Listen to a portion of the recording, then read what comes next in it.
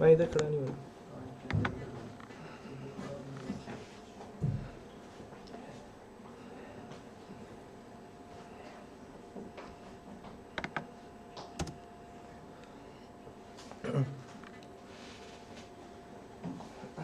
तो एंड्रॉयड का आपको नाम सुन के ही कुछ ना कुछ फील हुआ हो कि यार हर एक के पास आई थिंक एंड्रॉयड है। आई थिंक सारे के पास आईफोन है, ठीक है। विंडोज़ वाले भी कुछ होंगे, लेकिन आई थिंक एंड्रॉयड का वर्जन हर किसी ने चेक किया होगा कि यार मेरे पास कौन सा एंड्रॉयड है। अगर नहीं किया तो मैंने किया था, ठीक है। तो एंड्रॉयड होता क्या है, एंड्रॉयड की क्या ज़रूरत पड़ी है ये वो। तो बेसिकली आपके पास जैसे लैपटॉप या सिस्टम होते हैं, उसके अंदर ओएस होता है आपके पास, ठीक है। ओएस ये करते हैं, आपको इंटरफेस देता है जिसके ऊपर आप सॉफ्टवेयर वगैरह अपने रन कर सकते हो। सिंपल यही होता है।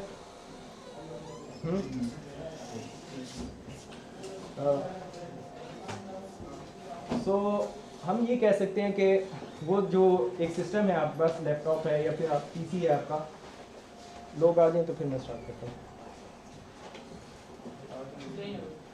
ओके, तो मेरे पास एक सिस्टम होता है, ठीक है। उसके ऊपर ओएस है। ओएस किस लिए करते हैं, क्योंकि हम डायरेक्ट हार्डवेयर से कुछ करवा नहीं सकते, तो ओएस आपको यूज़र फ्रेंडली वो एक इंटरफेस दे देता है, उससे आप इंटरेक्ट करते हो और अपना आउटपुट जो भी आपका डिज़ायर आउटपुट होता है वो ले लेते हो। ओएस का यही मकसद है, ठीक है। तो जब आपने फ़ोन लिए, जिस टाइप का ये फ़ोन हो सकता है आपका मे भी, ठीक है। लेकिन ये आपने फ़ोन देखा होगा तो आपको जाहिर सी बात है ये यार ये पता नहीं कौन से पत्थरों के ज़माने में हम चले गए हैं, ठीक है। लेकिन इसका भी कोई ना कोई सॉफ्टवेयर होगा, हाँ 5-6 साल पहले मतलब कि, लेकिन फील ऐसा ही होता है कि आजकल हम टच मोबाइल टच करके देते हैं, तो बस वो होता है, ठीक है। तो लेकिन ये जैसे इसको देखते हैं तो आपने यूज़ किया, मैंने भी यूज़ किया 2 साल पहले तकरीबन, ठीक है। तो अभी भी है होंगे, टेक्सटिंग के लिए अच्छे होते हैं, बैटरी लाइफ भी बहुत है, ठीक है। लेकिन इसमें भी कोई ना कोई सॉफ्टवेयर होगा जिसके ऊपर ये जो आपकी मैसेजिंग है, जो भी आपका वो है वो रन हो रहा होगा, ठीक है। लेकिन जैसे जैसे टेक्नोलॉजी आगे बढ़ती गई तो हमारे पास एंड्रॉयड फ़ोन्स आ गए, बड़ी स्क्रीन 5.5 इंचज़ लाइक दिस, ठीक है। तो ये आपके पास फ़ोन्स आ गए, ठीक है। तो आपने क्या फिर उसके लिए एक नया सॉफ्टवेयर चाहिए होगा, ठीक है। और उस सॉफ्टवेयर को हम कहते हैं कि उसमें एंड्रॉयड है या फिर iOS है, तो फिर जाहिर सी बात है आईफोन है तो उसमें iOS होगा, ठीक है। तो उसके बाद या फिर विंडोज़ है, जैसे हमारे पास विंडोज़ है, ठीक है। विंडोज़ वाले भी होंगे कुछ एक्स्ट्रा ऑर्डिनरी, ठीक है। तो इस तरह करके एंड्रॉयड आपके पास आएगा। तो आपके पास होता क्या है, ओएस में आप क्या करते हो कि कोई भी एप्लीकेशन बनानी होती है तो IDE यूज़ करते हो। IDE टाइप की कोई चीज़ होती है, जैसे आपने C++ की कोडिंग करनी है तो डेव C++ या फिर विजुअल स्टूडियो या इस तरह की कोई चीज़ें होती हैं, ठीक है। वो आप यूज़ करते हो और उनसे एक सॉफ्टवेयर बनाते हो। जैसे आजकल लोग काम कर रहे हैं कि वो मीडिया प्लेयर वगैरह भी कोई बना रहा है और कोई पेंट वगैरह का भी कोई सॉफ्टवेयर बनाने की कोशिश कर रहे हैं लोग 18 बैच के, ठीक है। तो मतलब ये काम हो रहा है, वो एक सॉफ्टवेयर बनाने की कोशिश कर रहे हैं, एक IDE को यूज़ करते हुए हम कर सकते हैं ये काम। IDE क्या होते हैं, एक इन्वायरमेंट टाइप होता है, इंटीग्रेटेड डेवलपमेंट इन्वायरमेंट होता है, जिसके अंदर आपको बहुत ज़्यादा अपन सिर्फ कोड लिखना होता है आपने अपना, और वो एक उसके बाद आप उसे कंपाइल वगैरह रन करते हो तो ये आपको एक सॉफ्टवेयर के फॉर्म में या एक आउटपुट के फॉर्म में वो नज़र आ जाता है, ठीक है। यही चीज़ होती है। इसी तरह हम जब एंड्रॉयड की एप्लीकेशंस बनाने लगेंगे तो हमें कोई ना कोई इस तरह का इन्वायरमेंट चाहिए होगा। हम हर चीज़ खुद से नहीं करेंगे, कोई ना कोई इन्वायरमेंट चाहिए होगा जिसमें हमें वो कोड लिखें, सिर्फ हम कोड लिखें और इसके अलावा कुछ ना करें, ठीक है। तो वो हमें एक चाहिए होगा। वो कैसे आएगा, वो क्या चीज़ है, उसे हम कहते हैं एंड्रॉयड स्टूडियो, ठीक है। वो एंड्रॉयड स्टूडियो होता है, हम उसके ऊपर अपना उसके अंदर अपना कोड लिखते हैं और धस से बस रन करते हैं और एप्लीकेशन के फॉर्म में वो हमें एक APK फाइल दे देता है और वो हम इंस्टॉल कर लेते हैं अपने मोबाइल पे, क्योंकि मोबाइल पे रन होगी, क्योंकि हमने एंड्रॉयड के लिए बनाई है। जैसे OS के जो सॉफ्टवेयर्स हैं, जो C++ वगैरह या और भी उसमें बनते हैं, वो सिर्फ कंप्यूटर पे एक स्पेसिफिक विंडोज़ वाले विंडोज़ के लिए बनते हैं, लिनक्स के लिए लिनक्स के वाले बनते हैं। तो इसी तरह जो मैं एंड्रॉयड स्टूडियो से जो सॉफ्टवेयर बनाऊंगा, एक उस IDE से IDE टाइप कहते नहीं, हम उसको कहते हैं SDK, सॉफ्टवेयर डेवलपमेंट किट, ठीक है। सॉफ्टवेयर को डेवलप करने की एक किट है जिसको एक इन्वायरमेंट टाइप बनाया होगा, ठीक है। तो जाहिर सी बात है एक लैंग्वेज भी चाहिए होगी आपको, जो जिसके ज़रिए आप वो अपना कोड लिखोगे, ठीक है। जैसे आप C++ आजकल यूज़ कर रहे हो, पाइथन यूज़ कर रहे हो, तो इसमें जो यूज़ होती है वो जावा यूज़ होती है, ठीक है। तो जावा इंस्टॉल करनी पड़ेगी आपको पहले। तो मैं पहले एंड्रॉयड स्टूडियो की तरफ जाऊंगा और उसकी इंस्टॉलेशन के ऊपर जाऊंगा कि इंस्टॉलेशन कैसे होती है, ठीक है। तो इंस्टॉलेशन का प्रोसेस इतना कॉम्प्लिकेटेड नहीं है, बिल्कुल सिंपल सा है, ठीक है। मुझे सबसे पहले ये एक वो है रिपोजिटरी है, ठीक है, जावा की। ये मैं लिनक्स की अभी बात कर रहा हूँ, अभी मैं विंडोज़ पे बाद में आऊँगा। लिनक्स की मैं बात कर रहा हूँ। लिनक्स पे ये एक टर्मिनल पे जाके आपने सिर्फ ये एक कमांड है ये रन करनी है, तो आपके पास जावा जो है ना उसकी रिपोजिटरी आपकी ऐड हो जाएगी। फिर apt अपडेट करेंगे आप, फिर उसके बाद जो है ना आपकी ऐप इंस्टॉल जावा ऑरिकल की वो इंस्टॉलर है वो आपका इंस्टॉल हो जाएगा, ये आपकी हो जाएगी। उसके बाद ऐसे नहीं हो जाएगी, थोड़े से वो डायलॉग बॉक्स वगैरह आएंगे, जैसे आप यहाँ पे ओके ओके पे जिस पर क्लिक करते जाते हैं तो एंटर करते जाएंगे तो ये 2-3 डायलॉग बॉक्स आएंगे। उसके बाद ये आपका आउटपुट ये आ जाएगा कुछ, ठीक है। मैंने टर्मिनल पे अपने किया हुआ है तो मेरे इस तरह का शो हुआ था। फिर उसके बाद आप क्या करोगे, आप एंड्रॉयड स्टूडियो के लिए जो है ना वो इंस्टॉलेशन स्टार्ट करोगे। एंड्रॉयड स्टूडियो बिल्कुल सिंपल सी एक कमांड है। पहले मुश्किल होता था ये, क्योंकि ये रिपोजिटरी नहीं बनी हुई थी जब मैंने ऑलमोस्ट 6 मंथ्स पहले किया था, तो ये रिपोजिटरी नहीं थी। लेकिन अब ये ऐड हुई है रिपोजिटरी और आप इसके ज़रिए बड़ी आसानी से लिनक्स वाले बहुत आराम से, मैं बहुत आराम से कह रहा हूँ क्योंकि मैंने हफ्ता लगा के की थी, ठीक है, इसकी इंस्टॉलेशन जब लिनक्स पे मैं कर रहा था। तो ये सिर्फ ऐड करनी है, उसके बाद अपडेट करनी है, उसके बाद इंस्टॉल करना है। ये 3 स्टेप में आपको पूरा वो सेटअप इन्वायरमेंट बना के दे देता है। आपने सिर्फ उसके बाद उसको रन करना बाकी रह जाता है, ठीक है। फिर उसके बाद अब ये इंस्टॉलेशन हो गई है, इसके अलावा इंस्टॉलेशन में कुछ भी नहीं रखा, ठीक है। आपकी इंस्टॉलेशन कंप्लीट हो गई है। उसके बाद हम विंडो यूज़र के पास आएंगे। तो विंडो यूज़र क्या करेंगे, एक वो से google.developers आई थिंक वो है एंड्रॉयड का, उस उधर से जाके सिंपल सा लिखेंगे गूगल पे, तो वो डेवलपर्स मोड में ले जाएगा और वहाँ पे जाके आपने डाउनलोड पे क्लिक करना है। आपका एक एंड्रॉयड स्टूडियो जो है ना डाउनलोड हो जाएगा, एक पैकेज, ठीक है। वो डाउनलोड करना है तो उस पर उसकी .exe फाइल होगी, उसको क्लिक करेंगे तो इस तरह की कोई चीज़ आपके पास आ जाएगी।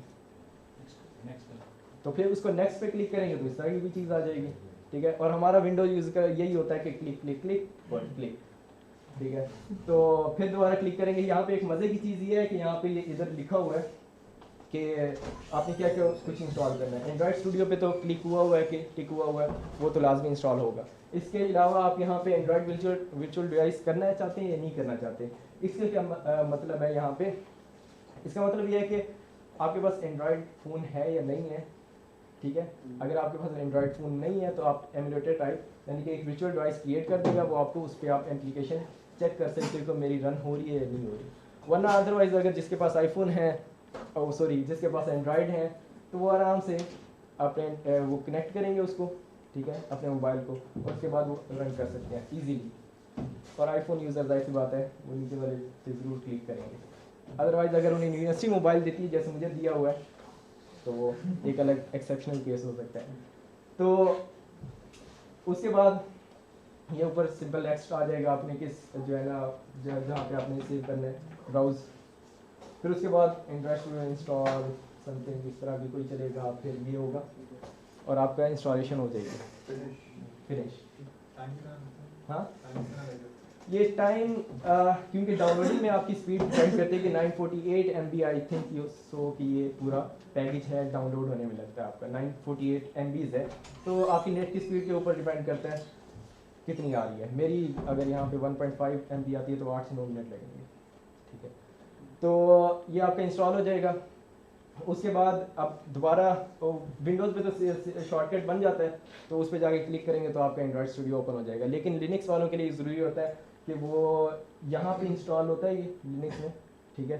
तो आपको कमांड लाइन पे टर्मिनल पे ये देना पड़ेगा, ठीक है। ये देंगे तो उसके बाद जो है ना आपका एंड्रॉयड स्टूडियो सेटअप होगा, एंड्रॉयड स्टूडियो स्टार्ट हो जाएगा, ठीक है। क्योंकि इंस्टॉलेशन कंप्लीट हो चुकी है तो मैं अब स्टार्ट की तरफ जा रहा हूँ।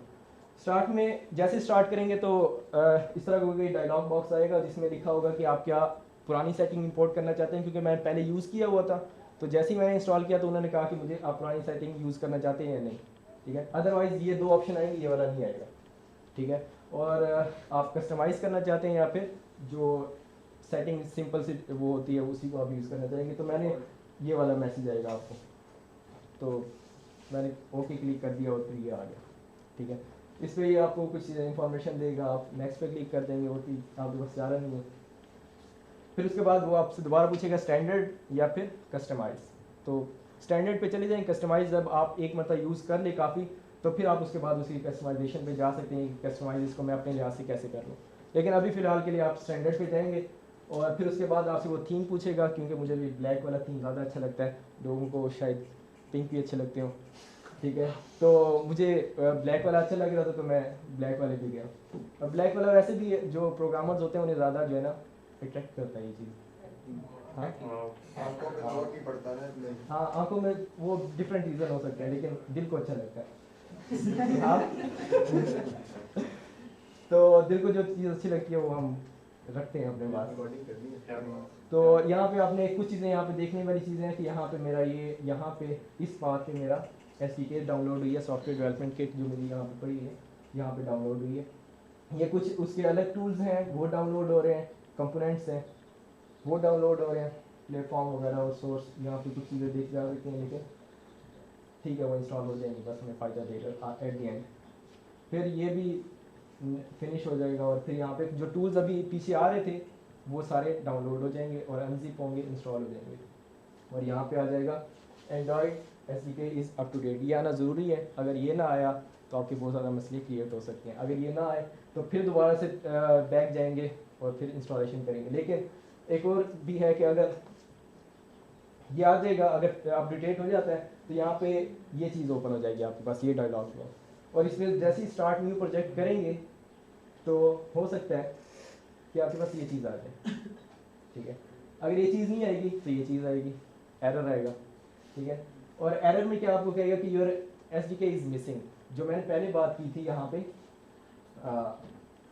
कि ये अपडेट ना आए इन केस ऑफ एरर। ठीक है, एरर में भी डिफरेंट रीजंस के बेस पे आ सकता है। तो फिर अगर ये एरर आएगा तो उसका नतीजा क्या होगा, आप यहाँ पे ओके करेंगे इसको, इस एरर पे ओपन SDK मैनेजर। ठीक है, मैनेजर में वो कुछ चीज़ें आपको देगा कि ये चीज़ें हैं, एंड्रॉयड SDK यहाँ पे ओपन हुई है, और यहाँ पे आप रिकमेंडेड यहाँ से जैसे ही ओके करेंगे तो जो रिकमेंडेड SDK होगी वो खुद ब खुद सेलेक्ट हो जाएगी। ये आपको ये मैं ये वाली इंस्टॉल कर रहा हूँ, एंड्रॉयड SDK टूल है एक, जिससे आप मतलब ये कि वो आपका सॉफ्टवेयर जो डेवलप होगा वो एक ख़ास प्लेटफॉर्म के लिए होता है। लेट्स से आपके जो एंड्रॉयड फ़ोन है उसमें एंड्रॉयड आई थिंक सो 7 होता है, 7.0 होता है। ठीक है, उसे पता नहीं, आई थिंक नॉगेट बोलते हैं इस तरह कुछ। ठीक है, और उससे ऊपर 9 भी आया हुआ, जिसे 9 और 10 आया हुआ, आई थिंक जिसे हम क्यूब बोलते हैं। यस, हाँ 10 आया हुआ है जिसे हम एंड्रॉयड क्यूब बोलते हैं। ठीक है, तो अब यहाँ पे लिखा हुआ है एंड्रॉयड 9 पर। ठीक है, ये इंस्टॉल करना है और ये वो, तो ये प्लेटफॉर्म फिर उसके मुताबिक ये आपकी चलेगी। आपके जो डेवलप करोगे तो वो उस मोबाइल पे चलेगी, उसके अलावा नहीं चलेगी। आप मिनिमम रिक्वायरमेंट रखेंगे, अब मैं आपको दिखाता हूँ आगे, तो लेकिन ये आपको इंस्टॉल करनी ज़रूरी होगी। ठीक है, फिर जब आप कोई और मोबाइल लगाएंगे तो उसके मुताबिक वो भी SDK इंस्टॉल होगी, वो टूल भी इंस्टॉल होगा। ये आ गया SDK अपडेटेड, तो फिर उसके बाद आपको ये चीज़ मिल जाएगी। तो ये डिफरेंट एक्टिविटीज़ हैं यहाँ पे, तो मैं यहाँ पे बेसिक एक्टिविटी पे जाऊँगा, और बेसिक एक्टिविटी नहीं एम्प्टी एक्टिविटी पे जाऊँगा। ठीक है, एक्टिविटी क्या होती है उसकी तरफ मैं आऊँगा, लेकिन फॉर द सेक हम इसको स्टार्ट करना चाह रहे हैं तो हम स्टार्टअप पे पहले एम्प्टी पे जाएंगे। जैसे ही एम्प्टी पे क्लिक करेंगे तो इस तरह का कोई डायलॉग बॉक्स आपके पास आएगा। ठीक है, और यहाँ पे सबसे पहले आप अपनी एप्लीकेशन का नेम देंगे, जो भी नेम रखना चाहते हैं। फिर उसके बाद आप पैकेज नेम जो आप कहिए